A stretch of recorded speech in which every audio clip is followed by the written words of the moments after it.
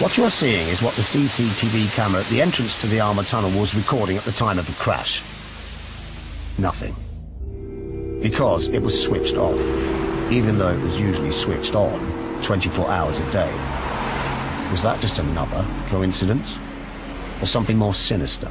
Well, you do ask a good question. You say, how is it that every single traffic camera in that tunnel was switched off or not working?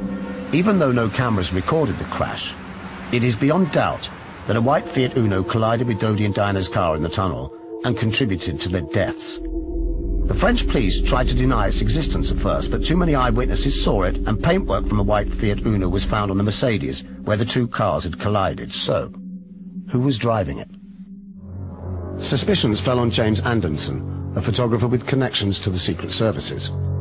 He had been following Dodi and Diana earlier in the month during their holiday in the Mediterranean, but he was not amongst the paparazzi who were waiting outside the Paris Ritz on the night of the crash. Anderson was a millionaire paparazzo, a very well-known member of the paparazzi on the continent, made a great deal of money out of royal pictures, lived in some style in the French countryside. He told police that he wasn't in Paris on the night of the crash, but gave two completely different accounts of where he had been. His wife and son also gave him contradictory alibis. Privately, he told friends that he had been there in the tunnel in Paris that night. Crucially, Anderson owned a white Fiat Uno. It was said of this Fiat Uno that it was up on chocks and didn't work. Well, that appears to be untrue too. It was driven many hundreds of miles around the French countryside. So the whole question of the Fiat Uno and who was driving it, which is of course absolutely crucial, totally crucial to the investigation, has never been resolved. And you have to say, why? In May 2000, Anderson's body was found in a blazing car in woodland near Montpellier. In a Ministry of Defence field, shooting range field, in a car which was burned out and locked, but no keys were in the car or in his pocket. And the police claimed he had committed suicide. They claimed this, even though the fireman who found him says he saw 2 bullet holes in Anderson's skull. You don't have to be a conspiracy theorist to point out that it's difficult for a man to shoot himself twice in the head and then set fire to his own car before dying. Noel, you were seen in those clips there, raising your own questions that you wrote about in your book. Let's talk for a second about those cameras being off. Did you get to the bottom of how rare that is? Was it just obviously it was just a coincidence? The police claimed it was just a coincidence, but very rare occurrence, particularly for the whole of the route, that specific route. Because don't forget, had he gone the normal way, he would have turned right the Place de la Concorde to go up the Champs-Élysées, which led to Dodi's flat. He didn't. He crossed Place de la Concorde down to the river and went along the other road to the Alma Tunnel.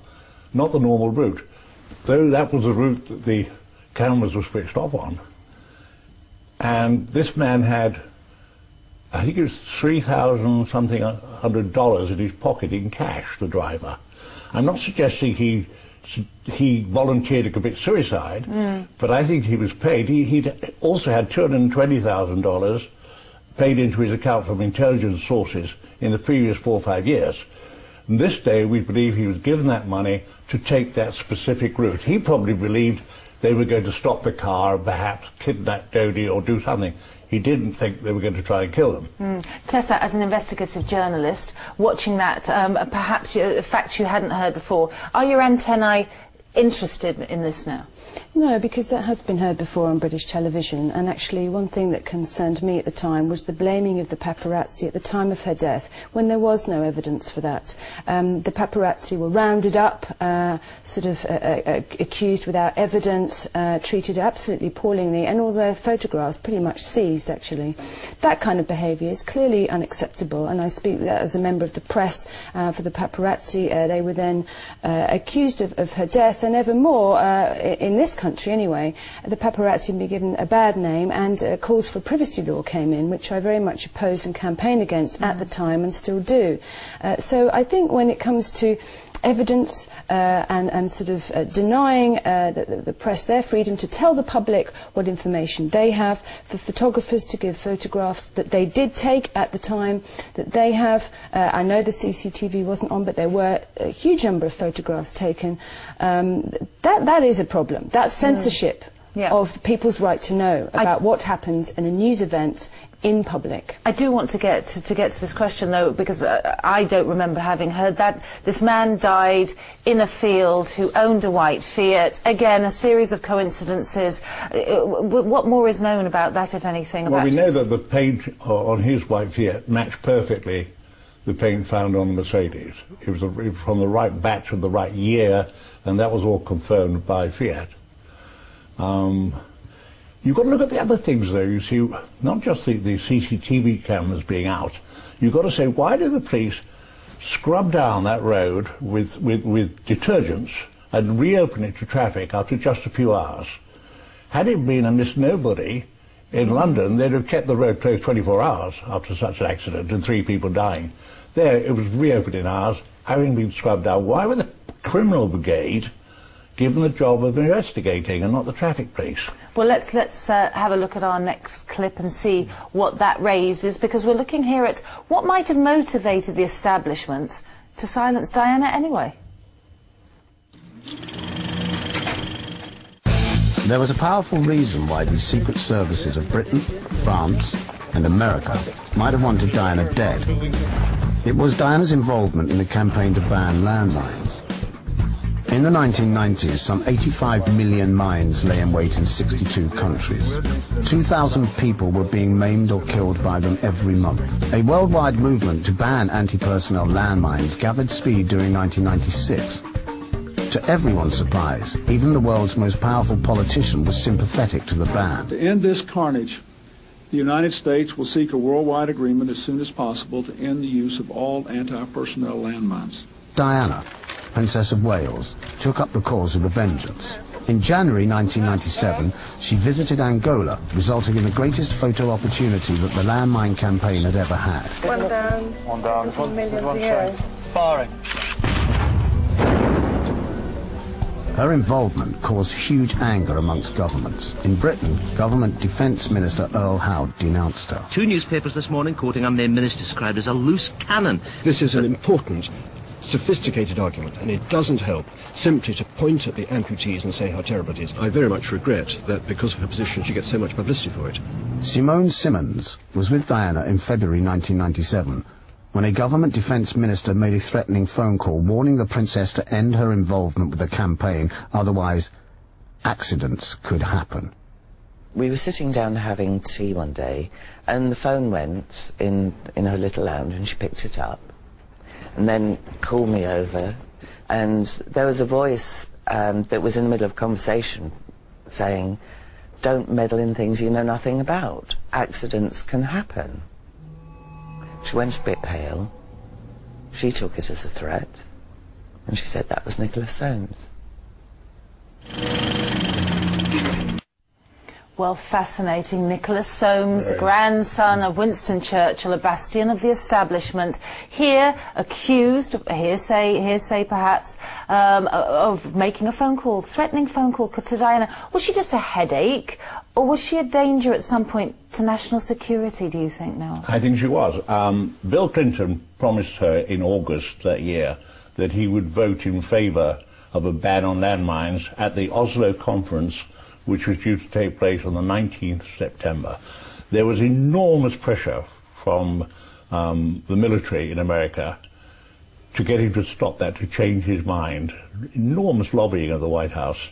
But because he had promised her in front of Hillary Clinton, when Dan had been staying with them, and had publicly said it in that August, we know he was not a very strong moral person, for various other stories.